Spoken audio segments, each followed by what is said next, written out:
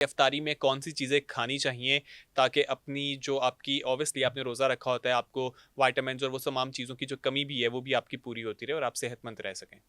बिल्कुल असल में कमज़ोरी आपके रोज़े से नहीं होती, हुँ, कमज़ोरी आपकी गलत खुराक से होती है और हुँ, खुराक की बेतरतीबी से होती है। हुँ। अगर आपने इफ्तार करना है तो सबसे पहले आप सुन्नत भी है कि 1 से 2 खजूर ले लें, उसके साथ रोज़ा इफ्तार कर लें। और शुगर म पेशेंट भी बिल्कुल, खजूर खा सकता है? खजूर में 1 से 2 खजूर लेने में कोई हर्ज नहीं है ठीक है। रमज़ान के महीने में। इसके बाद आप वो जो चिया सीड तुखमलंगा वाला पानी है वो इस्तेमाल कर लें या फिर आप लीमू पानी का लेमन वाटर का इस्तेमाल कर लें, लेकिन रंग-बिरंगे शरबत का इस्तेमाल ना करें, जो हुँ, चीनी है जिनमें या फ्रूट के जूसेज़ इस्तेमाल ना करें। यानी कि मैं जो नहीं लेने वो भी साथ-साथ मना कर रहा हूँ कि हुँ, वो चीज़ें नहीं लेनी। इसके साथ आप एक चना चाट ले लें या सब्जियों का सलाद बना के उसमें चने वगैरह ऐड करके, तो हुँ। वो एक बाउल ले सकते हैं। कोई कबाब चिकन के, बीफ के, मटन के लेना चाहें तो 2 वो ले लें।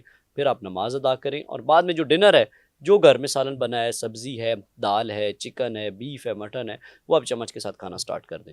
हुँ, और जो अगर आपने मिसाल के तौर पर कभी फ्रूट्स लेने हैं तो फ्रूट साबुत लें, यानी कि होल हुँ, फ्रूट लें।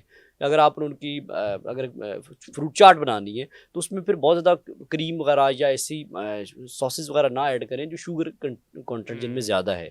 तो आप वैसे फ्रूट को खाने की आदत डालें और फिर 15-20 मिनट आधा घंटा वॉक कर लें। हुँ, अगर आप नमाज़ इशा अदा करते हैं, तरावी अदा करते हैं, तो उससे भी थोड़ी बहुत आपकी फ़िज़िकल एक्टिविटी थोड़ी बहुत हो जाती है। हुँ। लेकिन आप 15 से 20 मिनट आधा घंटा वॉक कर लेते हैं, तो उससे आपकी शुगर लेवल भी स्टेबल रहेंगे, गैस्ट्रिक ट्रबल भी नहीं आएगी, यानी कि मैदे के मसाइल भी नहीं आएँगे और आप स अगला दिन भी आपका अच्छा रहेगा और ये दिन भी अच्छा गुज़र जाएगा। बिल्कुल ऐसे ही है। अच्छा बहुत से लोग फलों का जूस भी इस्तेमाल कर लेते हैं, तो उस हवाले से क्या कहेंगे? फलों के जूस जो बहुत ज़्यादा इस्तेमाल करते हैं, फलों में असल में जब आप उसे पूरा फल लेते हैं फ्रुक्टोज़ पाया जाता है, फ्रूट की में जो शुगर की एक टाइप है, वो हुँ, भी आपकी शुगर बढ़ाता है। लेकिन जब आप उसका जूस निकाल लेते हैं तो फाइबर ख़त्म हो जाता है उसमें से। फाइबर ख़त्म हो गया तो फिर टोटल शुगर रह जाती है। हुँ, आप कोई भी जूस किसी भी फल का लेते हैं, चाहे या मिल्क शेक बना के पीते हैं, चाहे फ्रेश है, चाहे बाज़ार का है, तो वो शुगर है टोटल। वो हुँ, शुगर आपके जिस्म में जाएगी, आपके जिस्म में जाके वो शुगर इंसुलिन रेज़िस्टेंस को बढ़ाएगी और वो आपको बीमारियाँ लाएगी। तो बेहतर है आप साबुत फल खाएँ जैसे नेचर ने बनाए हैं। हुँ, जितने आप कुदरत के हिसाब करीब रहेंगे, उतना आप सेहतमंद रहेंगे। हुँ, जितना आप उससे दूर जाते जाएँगे, उतने आपको मसाइल पैदा होंगे। अच्छा, बिल्कुल। इसके अलावा जो बात आ जाती है पकौड़ों की। बहुत हुँ, सारे लोग पकौड़े, समोसे और इस तरह की जो बेकरी आइटम्स हैं, बहुत ज़्यादा उसके इस्तेमाल बगैर करते तो हैं। उनकी इफ्तारी मुकम्मल अफ्तार ही नहीं हो देखें सकती। हम रमज़ान से पहले पकौड़े हमारे कोई खुराक का कोई हिस्सा नहीं है, हुँ, सिवाय बहुत कम लोग यूज़ करते हैं, कभी-कभार कोई ऐसा मौका आ जाए। हुँ, लेकिन रोज़ों में पकौड़ों को हमने मस्ट किया हुआ है, तो हुँ, पकौड़ों को जो लोग खाना भी चाहते हैं, वो कम सब्जियों वाले और कम यानी सब्जियाँ ज़्यादा हो उसमें, लेकिन बेसन कम हो। हुँ, बेसन आप ज़्यादा लगा के खाते हैं, तो उससे भी प्रॉब्लम बैंगन वाले यूज़ कर लें, पालक वाले कर लें, लेकिन उसमें कम बेसन के साथ 2 से 3 पकौड़े शुगर के पेशेंट इस्तेमाल कर हुँ, सकते हैं। लेकिन फिर बाकी आपने मैदे वाली जो चीज़ें हैं, वो अवॉइड करें, हुँ, जिसमें समोसे हैं या जो भी बेकरी आइटम्स हैं। कचौड़ियाँ। हाँ, वो सभी फिर अवॉइड करें साथ हुँ। में। अच्छा हम आम तौर पे देखते हैं कि जैसे ही रमज़ान आता है हमारी रूटीन ऑब्वियसली बिल्कुल चेंज हो जाती है।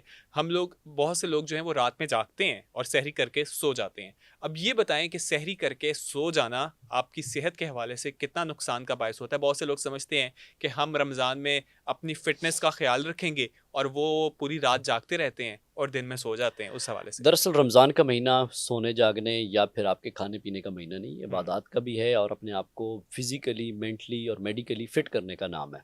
बेशक। आप अपने बेसिकली अपना आपका एक तो सब्र तहम्मुल आपके अंदर हुँ, आता है, नफ्स को कंट्रोल किया जाता है और आप जो इबादत पूरे साल में नहीं कर पाते, तो एक ट्रेनिंग का हुँ, प्रोसेस है।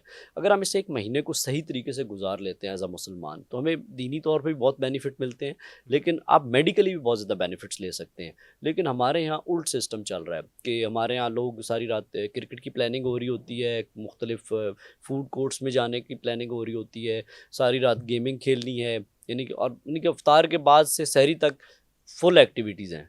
हुँ, सुबह सहरी की और फिर ज़ोर असर तक सोए रहना है, हुँ, जो कि टोटली आपकी रोज़े की जो इसकी असल रूह है, उससे आप बहुत दूर जा चुके हैं। हुँ, यानी कि खाना-पीना सिर्फ़ रोज़ा नहीं है, हमारे सहाबा किराम ने रोज़े की हालत में जंगें लड़ी हुई हैं और यही रोज़ा है कि आप रोज़ा तरतीब से अपनी यानी खाने-पीने की बस आपने रूटीन थोड़ी सेट करनी है, सोने-जागने की रूटीन सेट करनी है और आपने दिन में काम करना है और रात में सोना है। हुँ, हमारे यहाँ जो लोग करते हैं ज़्यादातर, जो मेजॉरिटी लोग कर रहे होते हैं कि जो काम वाले नहीं हैं, ख़वातीन की बात करूँ तो सारा दिन सो के गुजारना है, दिन और रात में सो के जाग के गुजारनी है और दिन में सारा टाइम सोते रहना है, जो कि आपकी बॉडी का जो सर्कैडियन रिदम है, इंटरनल क्लॉक है, वो भी डिस्टर्ब हो जाती है, जिससे आपके हार्मोन्स डिस्टर्ब होना शुरू हो जाते हैं, जिससे आपकी बीमारियां आपको और ज़्यादा आना शुरू हो जाती हैं, क्योंकि आपने सहरी की, खाया पिया, टिका के फिर सो गए, फिर सारा दिन आपके वो चीज़ ना वो हज़म हुई प्रॉपर तरीके से, मैदे के मसले आपके अलहदा, शुगर ब्लड प्रेशर के मसले अलहदा।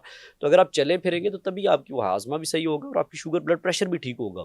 तो ये बहुत ही गलत आदत एक लोगों में ऐड हो चुकी है with the passage of time कि आप सारा टाइम रात को जागते हैं, दिन में सोते हैं, जो कि कुदरत के भी खिलाफ है और रोज़े के भी अगेंस्ट है कि आप सो के गुजारें। बल्कि इसमें तो ये है कि आप जितनी मेहनत मुशक्क़त करें ताकि आपको मालूम हो कि जो लोग खाना नहीं खा सकते प्रॉपर, या जिनके पास वो वसाइल नहीं है जो प्रॉपर तरीके से उसको नई चीज़ों को दे सकते, आपको उसकी भी हमदर्दी आपके अंदर पैदा हो। बिल्कुल, रोज़े का मकसद भी ये है और आपके मकसद बदन की इबादत है ये। बिल्कुल, वो आपको तभी मालूम होगी जब आप उसको एक्सपीरियंस करेंगे।